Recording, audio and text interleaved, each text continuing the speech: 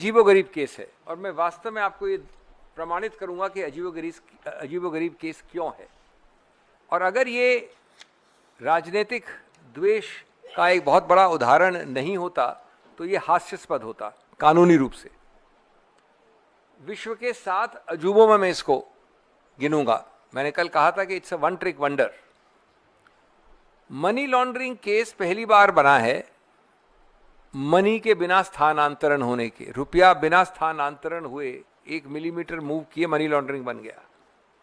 Money laundering case बना है property संपत्ति के 1 मिलीमीटर बिना स्थानांतरण हुए, ट्रांसफर हुए, मूव हुए।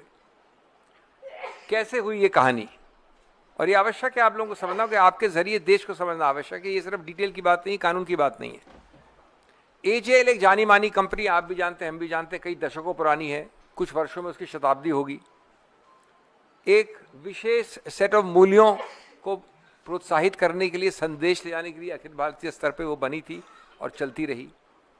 वाणिज्य के आधार पर, अर्थशास्त्र के आधार पर वो सफल नहीं हुई, जैसा कि कई ऐसी चीज़ों में होता है जो आदर्शवाद से चलती हैं, कई संस्थाओं में होता है। इसलिए आर्थिक रूप से वो तकलीफ में पड़ी। कई सालों तक आर्थिक रूप से गिरावट हुई। एजेएल जो बहुत पुरानी कंपनी है, तो उन सालों में, लगभग 50 सालों में, अलग अलग विभिन्न समयों पर कांग्रेस ने, जिसके वो आदर्श प्रोत्साहित करती है, जिसने एक आदर्श उसको बनाया था इत्यादि इत्यादि, स्वतंत्रता संग्राम के वक्त कांग्रेस पार्टी ने उसको विभिन्न समय पर अलग अलग राशियां दी, लोन दिए, रुपये दिए। कई दशकों बाद वो टोटल रुपया हो गया 90 करोड़। अब वो 90 करोड़ हो गया और ये उद्देश्य था कि ये पुराना नाम नेशनल हेरल्ड, जो एक कंपनी का नाम था एजेएल, एसोसिएटेड जर्नल, जो पूरा नेशनल हेरल्ड का ब्रांड चलाती थी, जिसके पास पुरानी जितनी भी संपत्तियां हैं, अचल संपत्तियां, प्रॉपर्टीज, अलग अलग विभिन्न भागों में, तो इसका पुनर्निर्माण कैसे किया जाए। पुनर्निर्माण का बड़ा एक सरल तरीका था कि इसको डेट फ्री कंपनी बनाना है, इसको ऋण न रहे। तो ये जो लोन था, ये 90 करोड़ का जो ऋण था इस कंपनी पे, उसको ट्रांसफर किया गया एक नई नवेली कंपनी को। वो नई नवेली कंपनी का नाम था यंग इंडिया। वो क्या कंपनी थी मैं अभी आऊंगा उस पर। अब वो ऋण जब ट्रांसफर हुआ, सिर्फ ट्रांसफर हुआ ऋण कागजी के, कांग्रेस पार्टी का ऋण, अब वो ऋण रहेगा यंग इंडिया का। उस ऋण को मिटाना आवश्यक था, नहीं तो एजेएल मजबूत कैसे होती, नेशनल हेरल्ड मजबूत कैसे होता। तो उसको मिटाया गया एक चीज ऐसी करके जो दुनिया भर के हर कंपनियां, आप लोग दिन प्रतिदिन करते हैं, निजी रूप से भी और पब्लिक रूप से भी। उस ऋण को हिस्सेदारी में कन्वर्ट किया, यानी कन्वर्ट डेट इनटू इक्विटी। तो 90 करोड़ के ऋण को कन्वर्ट कैसे किया?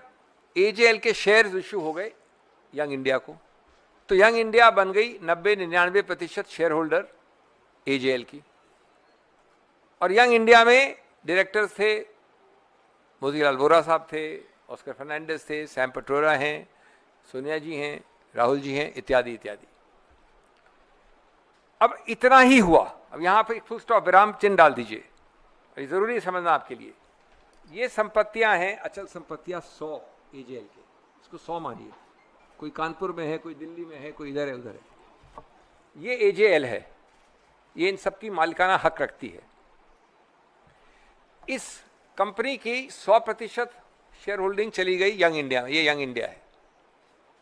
न ये अचल संपत्ति हिली, न एजेएल हिली, 1 रुपया नहीं हिला, न संपत्ति हिली, कोई खरीद फरोख्त नहीं हुआ, बेचना खरीदना नहीं हुआ।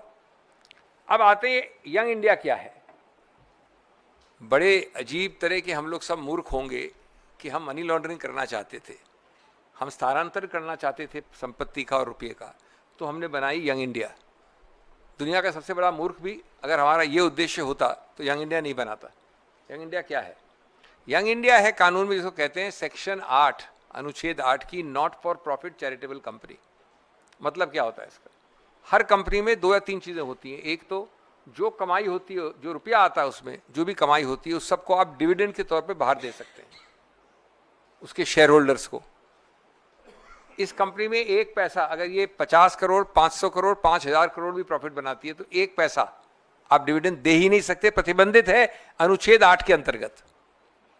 दूसरा, कोई सैलरी नहीं, कोई पर्क्स नहीं, कोई घर गाड़ी नहीं। तीसरा, कोई प्रॉपर्टी खरीदी नहीं इस कंपनी ने, न बेची। चौथा, इसने कोई आर्थिक कार्यक्रम कुछ किया ही नहीं, कोई आर्थिक क्रिया, वाणिज्य की क्रिया। ये not for profit section 8 company थी। अब इन तथ्यों पे जब न प्रॉपर्टी हिली, जो भी कानपुर, बरेली, दिल्ली की प्रॉपर्टी वैसी की वैसी हैं, उनका मालिक अभी भी एजेएल ही है। सिर्फ एजेएल की शेयर होल्डिंग अब 99% यंग इंडिया की है, और यंग इंडिया में बैठे हैं 3-4 डायरेक्टर्स जिनको कोई डिविडेंड भी नहीं मिलता है। तो कौन सी मनी लॉन्ड्रिंग? यंग इंडियन के हैं सोनिया गांधी जी, मैंने बोला, राहुल गांधी जी, मोतीलाल वोरा जी थे, सैम पित्रोदा जी हैं, ऑस्कर फर्नांडिस थे, शायद एक नाम और भी होंगे, यही मुख्य नाम है, सुमन दुबे होंगे। तो आपको जब पता है तो क्यों बीच में मेरे को आप इंटरप्ट कर रही हैं? अच्छा, नंबर 2, नाउ जब मूल बात ये नहीं है कि कौन थे नाम, मूल बात ये है कि जब ये लोग हैं या कोई भी लोग हो तो कोई डिविडेंड, कोई फायदा किसने कहां उठाया, इसका मैं आज बड़ा स्पष्ट प्रश्न पूछ रहा हूं जनता से, देश से, आपसे, और आपके जरिए ईडी से भी। सिर्फ ये केस है कि 99% शेयर होल्डिंग यंग इंडिया को देकर ये मनी लॉन्ड्रिंग हुई है सब प्रॉपर्टीज की जो एजेएल ओन करता है। जो लोग डायरेक्टर हैं यंग इंडिया के, यानी गांधी परिवार के, और जो लोग कुछ वृद्ध लोग हैं, उन सब ने ये पैसा और प्रॉपर्टी हड़प ली। अरे भाई, किस डायरेक्टर ने कुछ खरीदा, बेचा, लिया, पैसा मिला, प्रॉपर्टी गई? एक तो बताइए, मनी ट्रेल कहां है? प्रोसीड्स ऑफ क्राइम कहां है? अगर किंडरगार्टन क्लास का व्यक्ति पहले वर्ष जो कानून में है वो उसको उठाए तो वो हंसने लगेगा। अब एक और कानूनी चीज बताना चाहता हूं मैं आपको। 1955 में, कितने साल हो गए 55 को आज? लगभग 70 साल हो गए, 65 साल हो गए। एक निर्णय है उच्चतम न्यायालय का, यानी इतना पुराना निर्णय है जिसकी आज ईडी मजाक उड़ा रही है, 5 न्यायाधीश का, उसको कहते हैं बच्चा गजदर।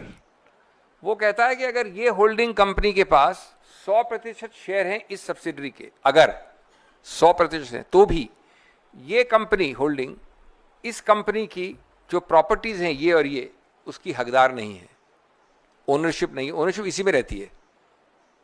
ये एक सिद्धांत है, कई बार हुआ है, वोडाफोन में भी यही हुआ, इत्यादि इत्यादि। मैं आपको कानून से बोर नहीं करूंगा।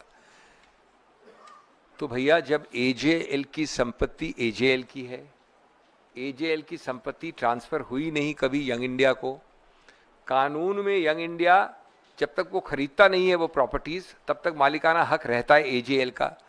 तो यंग इंडिया से एक और स्टेप आगे उसके डायरेक्टर्स कहां से मनी लॉन्ड्रिंग कर रहे हैं? कृपया ये बताएंगे कोई? ये कुछ नहीं बताया जाता है। बताया जाता है कि माननीय सोनिया गांधी जी, माननीय राहुल गांधी जी 3 दिन 5 दिन आइए इंटरोगेशन के लिए।